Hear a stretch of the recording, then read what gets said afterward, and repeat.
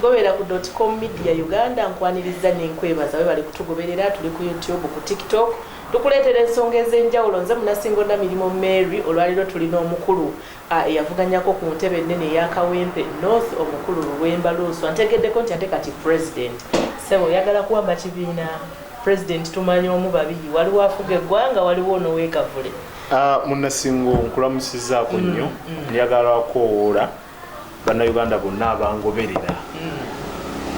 balayikinge basharinge basubscribinge ku media Uganda mwonyeraze nawe ufune ku mataga abaana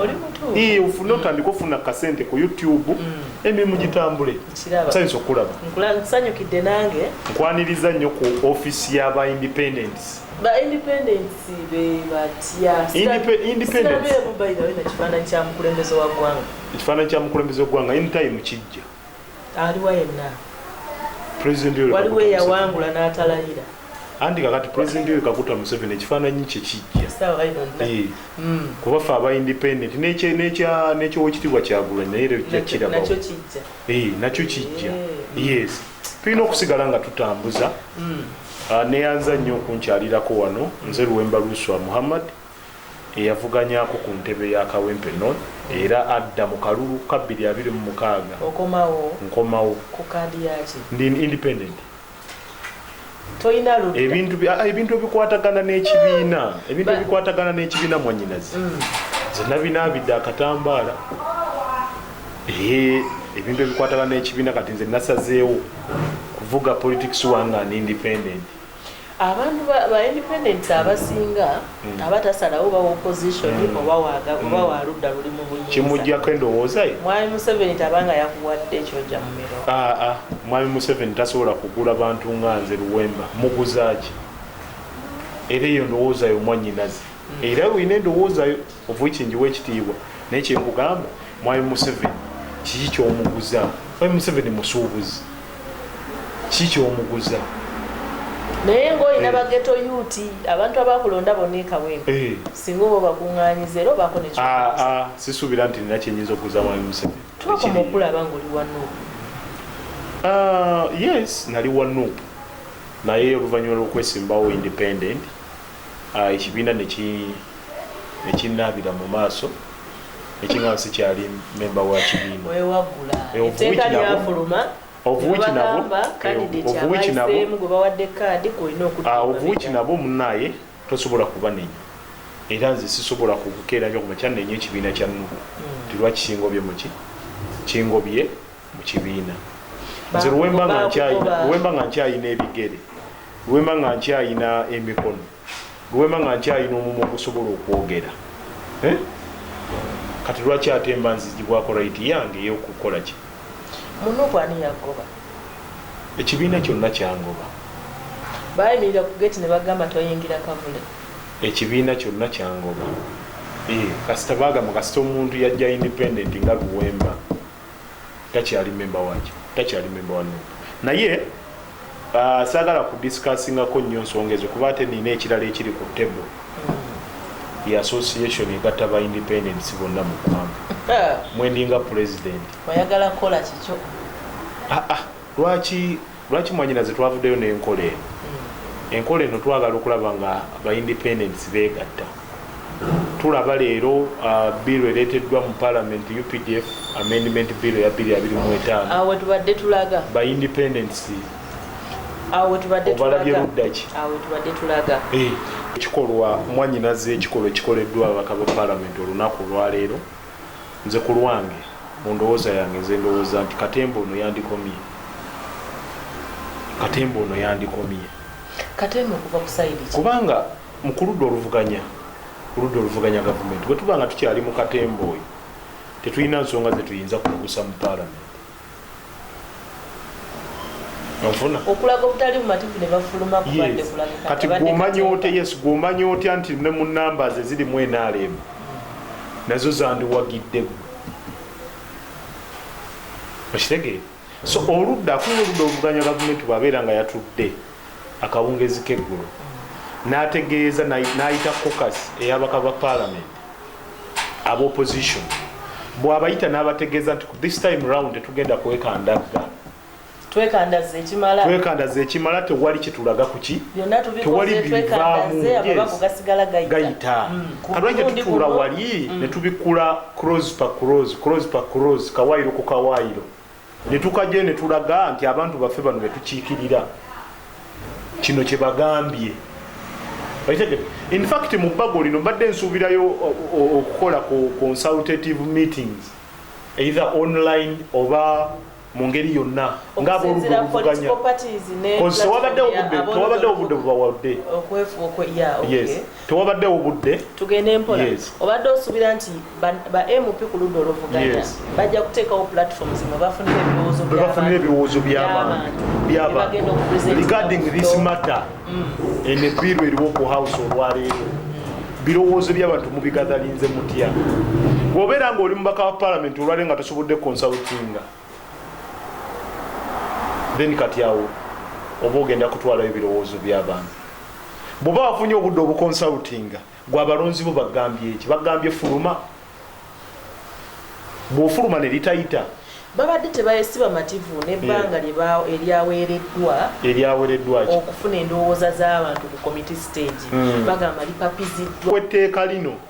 gw'olowooza nti kikujjako kiri nti tolina kuba mu house olina okuba mu house kubanga parliament etambulira ku numeric strength ayina numbers yakola ki yayitawo of which for opposition mutumanyi bulungi nnyo nti numbers ezaffe zikyali ntono. How sure are you nti bw'onooyingira house wali mutandise nti NRM egenda kuba ne majority okakasa otya nti bo wennyini mu NRM temuli muyinza okubulwamu abapinga etteeka lino. Then kati nze ndowooza nti bandibadde bagenda ku record ne babikula kawaayiro ku kawaayiro ne bakakasa speaker ssaabawolereza wa gavumenti prime minister ne house yonna okutwaliza awamu nti etteeka lino n'okusingira ddala akawaayiro kano akagendereddwamu okulaba nti abantu ba bulijjo civilians bawozesebwa mu general court martial kikyamu nnyo kubanga akawaayiro ako kwe tusinza oteeka nnyo ki essira naye ng'ate mulimu clauses endala mpitirivu ezitatunuuliddwa gw'obadde okimanyi nti oli okusanga obusanzi mu ngatto buutu nga yeefaananyiza okuba ey'amagye ogenda mu court martial obadde okimanyi nti akakoofiira obukoofiira buno bwe twambala obumyufu obulinga obwa military bakutwala mu kooti y'amagye oyambadde ekyefaananyiriza ekyamagye olowooza factors kyezawaliriza ababaka bano ezibawaliriza ekisooka basuze bami bateeseza nga tebagenda bateekwa okubaawo ekisooka njagala okukitutegeeza ojjukira ssente ezasaasaanyizibwa gye buvuddeko ebisawo by'essente ababaka ba palamenti bye beegaana tugundi 10 wa kikimi simagundi wazikimi simagundi tonazifuna sinnazifuna katemba wamuwulirako emabega netambuzibwa era ababaka ne basayininga kati gwe ntuufu kino olwaliro no speed kwe kiddukidde waliwo omugoyo bano gwe baafuna omugoyo gutekeddwa okubeera nga mugoyo gwatambula mbaka ba palamenti nze nkubuulira teri sente General Kaguta Museveni zaatambuza kukola kintu nekitayitawo either badda mu katemba babeera mu katemba kufuluma house nga ate bakimanyi bulungi nnyo nti oli alina numbers agenda kukola ki kati ono common man ono omuntu wa wansi is not represented eddoboozi lye buli afulumye parliament kino nkigamba buli afunye parliament teri atalya ku ssente ya Museveni abo ekyo nkigamba abaka ba parliament tuyingira tuli baavu tugenda okuyingira nga tuli baavu tulina abaka ba parliament betumanyi nga yagenda okuyingira ekiyumba ng'ayina engatteegi ng'ayina ettaayi emu ayina essuuti emu ekiyumba otegeeza ki parliament teeserezo ly'eggwanga mwalituma nga kiyumba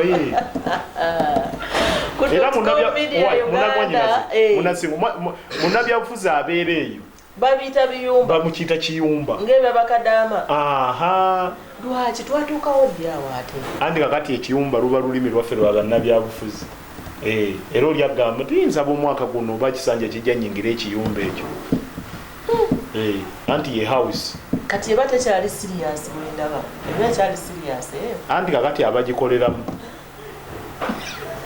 Ekizimbe kyo nga kyo kya parliament kikyali kigumu kubanga kyazimbibwa ku mulembe ogwo.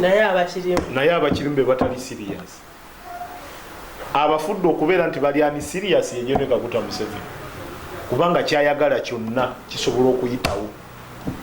Bwe bamaze okufuluma ndabyeko omubaka omu ng'ayomba bateese oli akufulumya mu kizimbe nga naawe ensonga entuufu ogimanyi gundi egenda kuyita naye olwokuba nti oyagala kaadi eddeyo. Andi kakati ya association yeno Independent Minds abalina ebirowoozo ebyetengeredde betwagala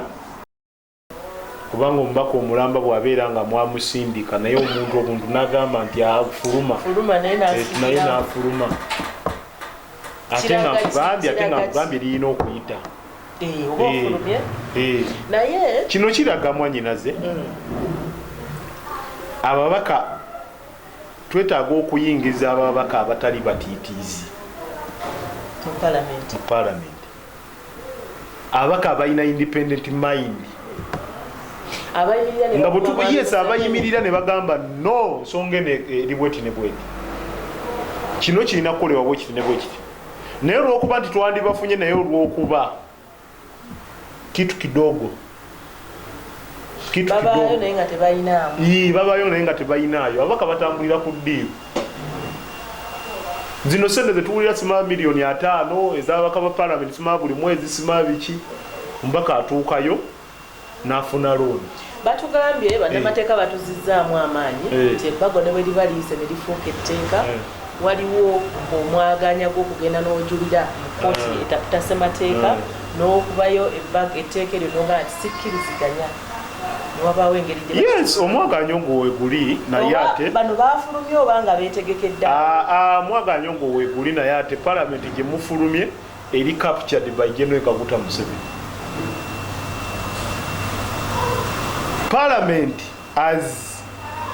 an organ agamu ku masiga agafuga eggwanga liri captured by the executive. Tewali kintu kikolebwa ku parliament yawo General Kaguta Museveni nga takimanyi. Tekiriwo. Kakati mweri gye muddukira mu judiciary nga sister waayo parliament eyisa amateeka nanyine kugayisa. Opposition balina balooya bangi. Ninda ku balooya bakoleki. Basobola okutaputa teeka ku teeka bakoleki. Challenginga. Twalabako wanira koti y'amagye ebadde yatunulwamu gye buvuddeko nga balooya baseggona be babitadde. Yes, koti udedda kati twagala kudda ku ruling ya Supreme Court eya Michael Kabaziguruka nga koti egamba nti military aba civilians balimegenda mu military court. Was the court ruling respected?